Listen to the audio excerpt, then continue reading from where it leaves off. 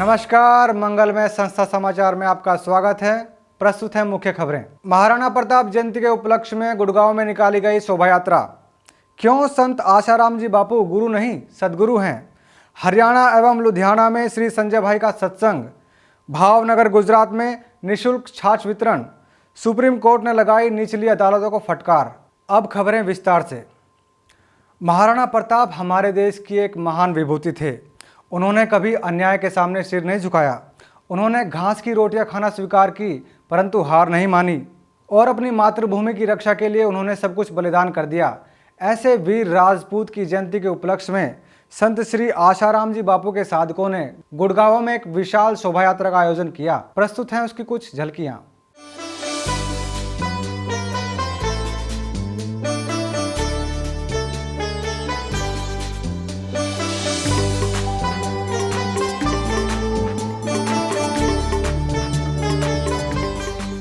शिरडी के संत अरविंद जी महाराज ने आशाराम बापू के लिए अपना पूर्ण समर्थन व्यक्त करते हुए कहा है, बापू पिछले 50 सालों से अनवरत परोपकार की सेवा में लगे हुए हैं और हजारों लाखों लोगों तक दिव्य सत्संग का प्रचार एवं प्रसार कर रहे हैं। इसलिए पूज्य बापू की ख्याति देखकर कुछ लोग उन्हें षड्यंत्र के तहत फंसा रहे हैं। अरविंद जी महाराज ने कहा कि आम मनुष्य के चरित्र को उन्नत करने का सामर्थ्य संत आशाराम बापू में ही है। हरियाणा एवं लुधियाना में परम पूज्य संत श्री आशाराम बापू जी के कृपा पात्र शिष्य श्री संजय भाई के सानिध्य में विशाल सत्संग का आयोजन हुआ, जहां भारी मात्रा में श्रद्धालुओं ने जमकर हिस्सा लिया। श्री संजय भाई ने समर्थकों को धैर्य न खोने का आग्रह किया और कहा, झूठ का तूफान चाहे कितना भी तेज क्यों ना हो, सत्य रूपी पर्वत को नहीं हिला सकता। सत्य ही विजय होगा। भावनगर गुजरात में गर्मी से त्रस्त लोगों को राहत दिलाने के लिए वहां की समिति ने छाछ वितरण का आयोजन किया, जिसका लोगों ने भरपूर लाभ लिया। छोटी अदालतों के लापरवाहीपूर्ण रवैये और भ्रष्टाचार में लिप्तता के कारण सुप्रीम कोर्ट ने उन पर जमकर फटकार लगाई। जस्टिस कारजू और जस्टिस ज्ञान सुधा के संयुक्त बेंच ने कहा कि निचली अदालत के जजों, वकीलों और अधिकारियों को बर्खास्त कर देना चाहिए, क्योंकि निचली अदालत 50% तक भ्रष्ट है और उनके कारण न्यायपालिका की छवि धूमिल हो रही है। ये कहने की बात है कि बापू जेल में है। जब जब भी मैं बापू से जेल में मिलने गई, बापू वैसे ही मुझे नज़र आए जैसे व्यासपीठ पे होते थे। वही शक्ल, वही चमक, वही अंदाज, उसी स्टाइल से बापू बात करते हैं जैसे साधकों से बात करते हैं, वहाँ पुलिस वालों से ऐसे ही बात करते हैं। मैंने कहा ये तो लग ही नहीं रहा है कि बापू जेल में है, तो हमको लग रहा है कि बापू जेल में है। और मैंने कहा, बापू आप कब तक जेल में रहेंगे? साधक लोग फ़ोन करके पूछते हैं कि हमारे बापू को भोजन मिलता है कि नहीं, हमारे बापू को दवा मिलती है कि नहीं, हमारे बापू को सर्दी तो नहीं लगती।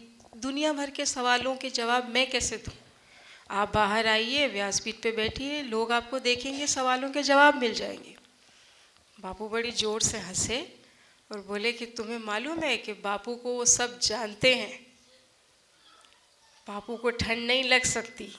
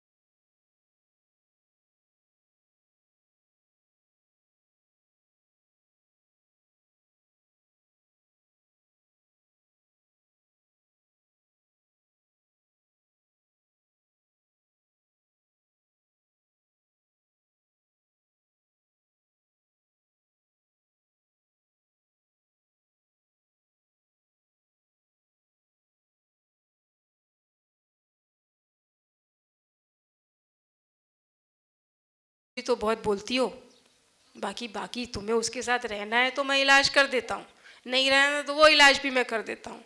तो बोली बाकी तो वे सब अच्छा ही है उनमें, लेकिन शराब पी के मारते हैं, यही खराब है। बापू बोले 2 दिन में ठीक कर दूंगा, लेकिन तुम भी अपनी ज़बान पे कंट्रोल करना।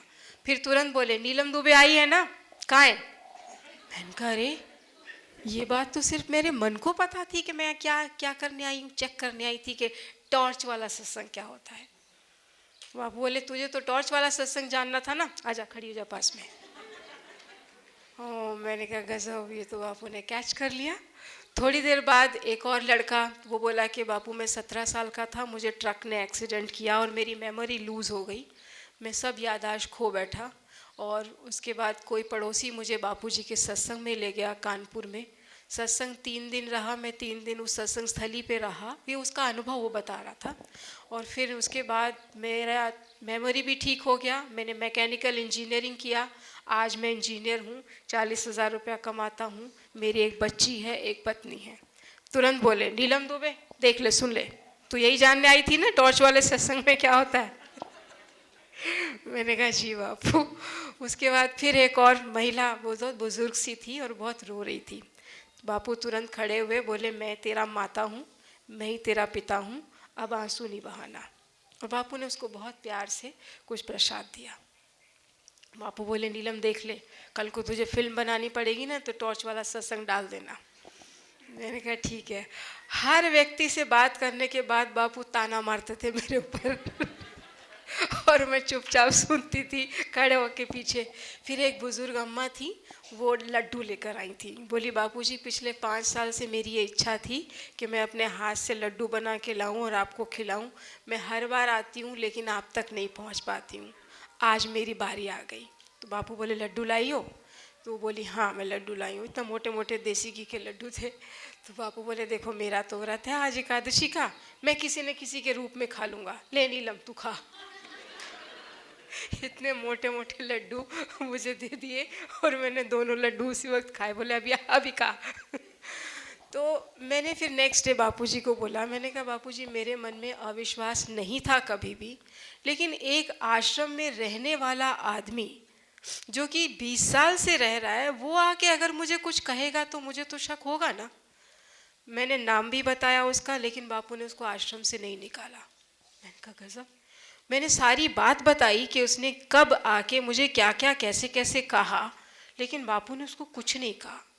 बापू ने उसको उसी सेवा में रखा। और मैंने कहा बापू आपने इतनी इम्पोर्टेंट सेवा दे दी उस आदमी को, वो तो आपके खिलाफ मुझे भड़का रहा था। आपने जब मुझे प्रवक्ता बनाया तो वो मुझे भड़काने आए, ना जाने कितनों को भड़काने गया होगा, और आपने उसको लीगल सेवा दे दी। बापू बोले उसका कर्म भी तो काटना है, गुरु दीक्षा दी है ना मैंने, तो कर्म मैं नहीं काटूंगा तो कौन काटेगा। इतने कृपालु हैं हमारे बापू। खैर 3 महीना वो व्यक्ति रहा, 3 महीने बाद अपने आप ही चला गया। जब चला गया तो वो नौकरी खोज रहा था, और उसको वो जिस संस्था में नौकरी ढूंढने गया उस संस्था का मालिक बापूजी के यहाँ आता था। बापूजी ने अपने एक सेवक को बोला कि उस व्यक्ति को नौकरी दिलवा दो, वो कमाएगा नहीं तो खाएगा क्या, बताइए। मैंने कहा गजब है, वो आदमी भड़काए जा रहा है हम लोगों को बापू के खिलाफ, आश्रम छोड़ के चला गया, फिर भी बापू को ये चिंता है कि अगर कमाएगा नहीं तो खाएगा क्या, उसको ये पगार की ये सैलरी दिला दो। आज भी वो आदमी हमारे अगेंस्ट में ही है, लेकिन बापू उसके अगेंस्ट नहीं है।